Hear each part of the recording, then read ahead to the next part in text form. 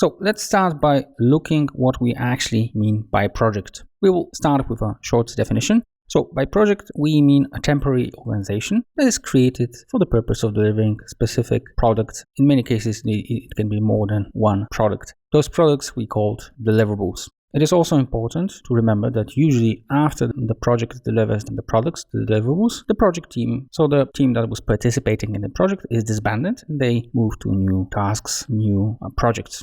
Let's briefly go through the main characteristics of a project. So first of all, usually project has a unique purpose. In most cases, you'll be creating something new, tangible and intangible, but the fact that it's new will mean that you will have problems with estimating costs and time, and the know-how about how to do things will be limited. A project should have a clear start and finish point. If it doesn't, then it's more about actually turning it into a business unit or some sort of a department. Another important thing to remember is that in most cases, project teams are cross-functional and they require resources from various areas.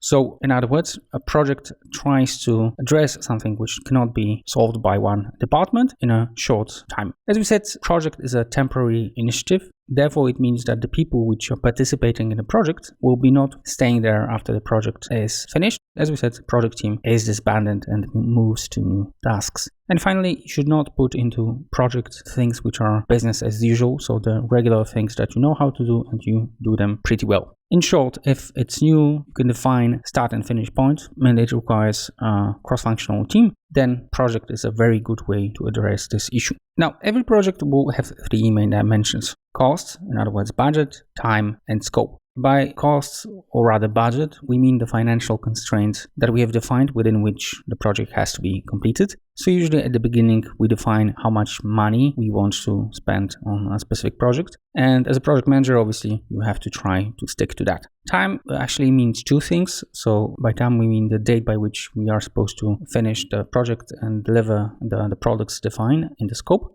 But it also may refer to the budget of man hours that we need to complete the project. And finally, we've got the scope, and by this we mean detailed description of what we are supposed to deliver. We'll discuss those dimensions later on in more details. Generally speaking, you present it in the form of a triangle, and obviously you want to stick to the defined limits. However, quite often what you will find during project management is that one of the constraints, one of the dimension is not met. So for example, the project takes too much, costs too much, or there is a bigger scope of being delivered.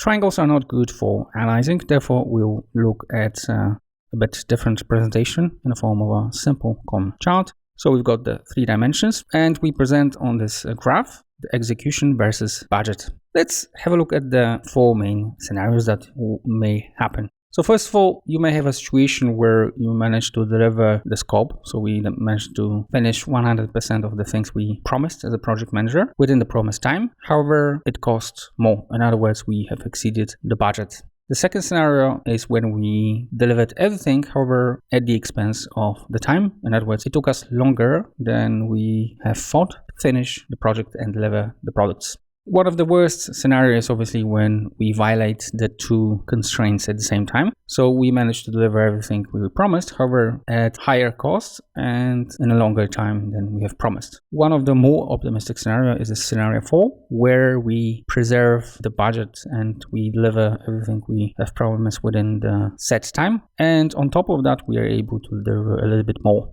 This is called over-delivering.